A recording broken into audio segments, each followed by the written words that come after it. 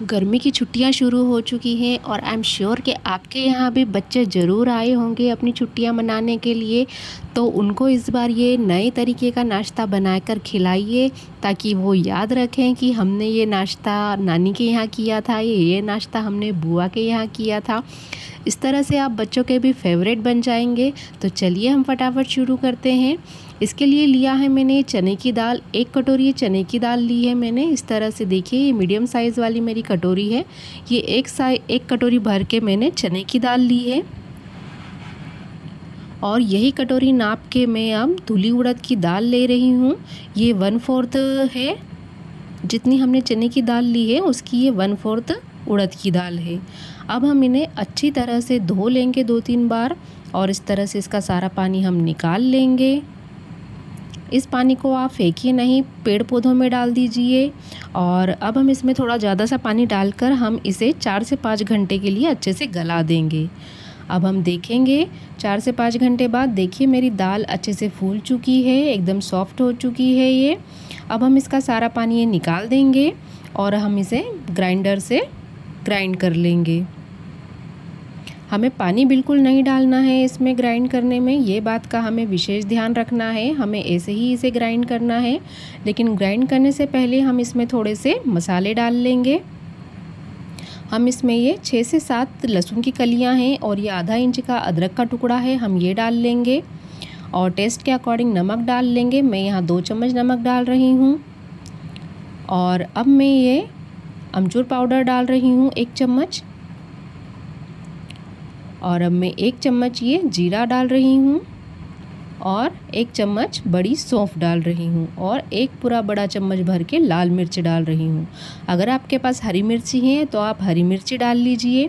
अब मैं थोड़ा चटपटा बनाने के लिए इसे पे 1 चम्मच में चाट मसाला डाल रही हूँ और इसी टाइम पे मैं इसमें आधी चम्मच मीठा सोडा भी डाल लूँगी। अब इन सबको मैं अच्छे से ग्राइंड कर लूँगी। ये देखिए, हमें पानी नहीं डालना है, बस चम्मच से हमें इसे इस तरह से मिला लेना है और फिर से एक बार ग्राइंड कर लेना है। क्योंकि पानी डालेंगे ना तो फिर अब नमक डाला है हमने, फिर वो पानी छोड़ देगा जो हमें नहीं चाहिए। अब ये देखिए अच्छे से इस तरह से मेरा ये सारा मसाला ग्राइंड हो चुका है।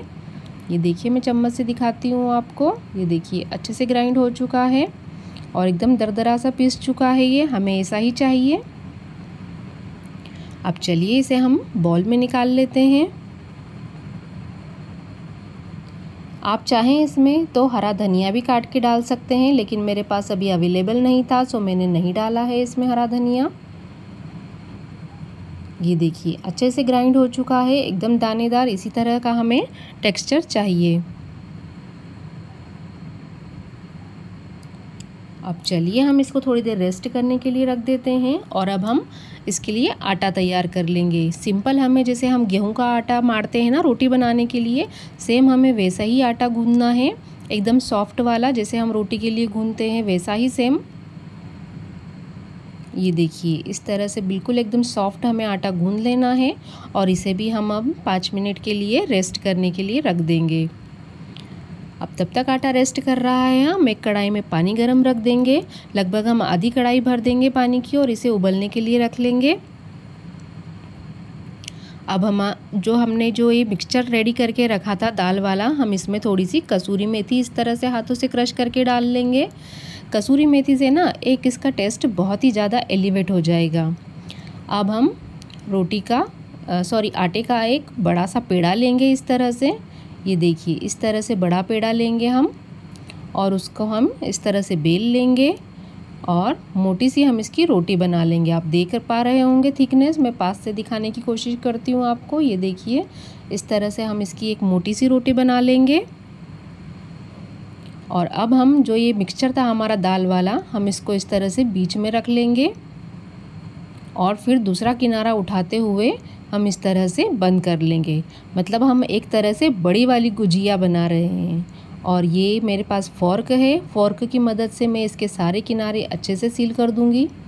हमें किनारे बहुत अच्छे से सील करना है, नहीं तो हमारा सारा मिक्सचर जब हम इसे पानी में उबालेंगे ना तो सारा मिक्सचर हमारा बाहर निकल जाएगा। ये देखिए मैं एक और आपको बना के दिखाती हूँ। इस तरह से अच्छे से किनारे हमें सील करना है इसके और फिर फ़ोर्क की मदद से अच्छे से दबा देना है। ये देखिए एकदम ज़्यादा भी प्रेस मत करिएगा, नहीं तो आटा फट जाएगा। ये देखिए अब इस तरह से मेरे सारे जो ये फरे हैं ये तैयार हो चुके हैं। अब मेरा पानी भी उबल चुका है। अब हम एक एक करके ये जो हमारे फरे हैं हम इसमें डालते जाएंगे।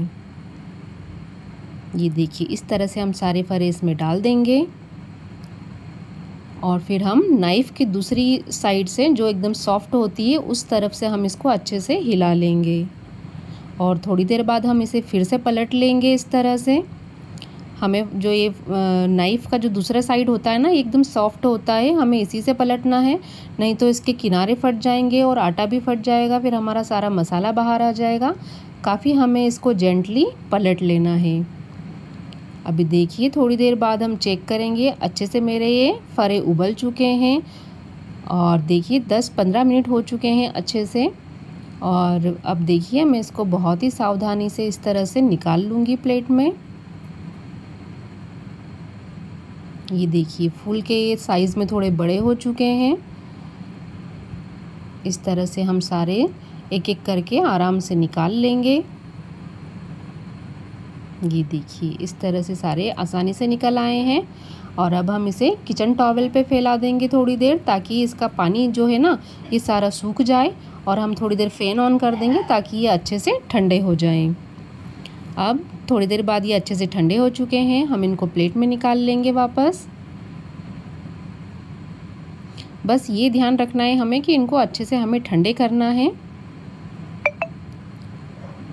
अब हम इनके छोटे छोटे पीसेस काट लेंगे इस तरह से, लेकिन अगर हम ये गरम गरम में काटेंगे ना तो ये ठीक से कटेंगे नहीं, इसलिए हमें इनको बिल्कुल ठंडे हो जाने देना है और फिर काटना है।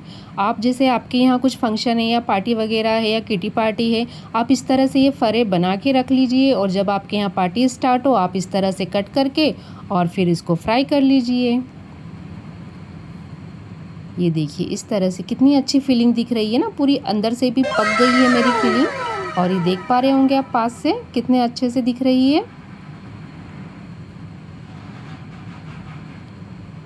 आप इसको पहले से फ्रिज में भी बना के रख सकते हैं आराम से, 1 से 2 दिन ये आराम से चल जाते हैं। ये देखिए बातों बातों में मेरे सारे इस तरह से कट चुके हैं। अब मैं इनको 2 तरह से बनाने वाली हूँ, तो मैं दोनों कढ़ाइयाँ रख दूँगी गरम। अब एक कढ़ाई में हम 1 टेबल स्पून तेल डालेंगे और उसमें राई डाल देंगे और 1 टीस्पून ये तिल डाल देंगे। तिल से ना इसका टेस्ट काफ़ी अच्छा आएगा। फिर अब कड़ी पत्ता डाल देंगे और अब थोड़ा चटपटा बनाने के लिए मैं इसमें ये जीरावन पाउडर डाल रही हूँ। अब अच्छे से हम इसे मिला लेंगे मसाले को और अब हम ये आधे फरे जो हमने काट के रखे थे ना, हम आधे इसमें मिला देंगे और अच्छे से ये सारा मसाला हम इसमें कोट कर लेंगे इस तरह से। ये देखिए अच्छे से सारा मसाला मेरा कोट हो चुका है। अब हम इसे मध्यम आंच पे हम इसे थोड़ी देर फ्राई होने देंगे। अब देखिए दूसरी कढ़ाई में भी मेरा तेल गर्म हो चुका है। अब मैं उसमें एक एक करके ये फरे डालती जाऊंगी और अच्छे से हम फ्राई कर लेंगे बिल्कुल क्रिस्प होने तक। ये देखिए अब अच्छे से क्रिस्प हो चुके हैं फरे और अब हम इनको प्लेट में निकाल लेंगे। ये देखिए इस तरह से अच्छे से ये क्रिस्प हो जाएंगे। आप चलिए फटाफट से प्लेटिंग कर लेते हैं। मैंने जो ये सिंपल जो बघारे थे ना, उनको मैंने इस तरह से खोपरे के बूरे से डेकोरेट कर दिया है और सिंपल सॉस के साथ सर्व किया है। और जो ये क्रिस्पी फ्राई किए थे ना, इनको मैंने टमाटर और पुदीने की चटनी के साथ सर्व किया है इस तरह से। अब मेरे दोनों ये फरे रेडी हो चुके हैं और आप टेस्ट करके मुझे ज़रूर बताइएगा कि आपको इन दोनों फरों में से कौन सा ज़्यादा फरे का टाइप ज़्यादा पसंद आया है। और प्लीज़ फ्रेंड्स मेरे चैनल को सब्सक्राइब कर लीजिए और शेयर कीजिए मेरी रेसिपी। तो बनाइए आप इस बार और बच्चों को खुश कर दीजिए इस रेसिपी से। तो फिर मिलते हैं नेक्स्ट रेसिपी में। Bye bye.